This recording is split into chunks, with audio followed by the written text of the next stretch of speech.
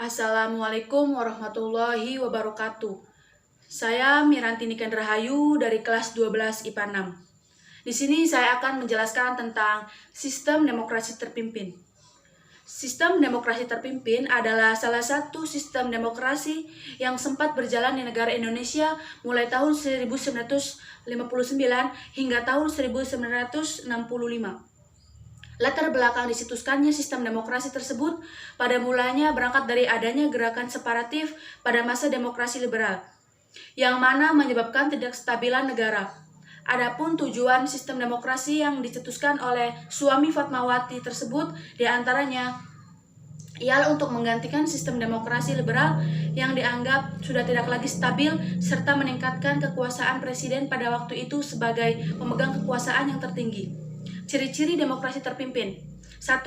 Menonjolkan presiden sebagai penguasa tertinggi. 2. Peran partai politik terbatas. 3. Besarnya peranan militer. 4. Semakin berkembangnya paham komunis. 5. Pencekalan pers. 6. Sentralisasi pada pemerintahan. 7. Banyak peristiwa pelanggaran HAM. Dampak-dampak demokrasi terpimpin. Adapun dampak-dampak tersebut bisa berupa dampak positif maupun dampak negatif, yang mana diantara ialah sebagai berikut. 1. Dampak negatif. Negara Indonesia terhindar dari adanya perpecahan, pertikaian, dan krisis yang tidak berkesudahan. Negara Indonesia dapat mengembalikan Undang-Undang Dasar UUD 1945 sebagai pedoman guna menjalankan pemerintahan.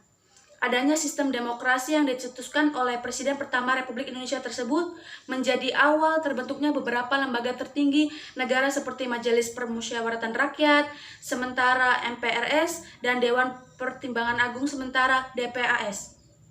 2. Dampak negatif. Dampak negatif demokrasi terpimpin.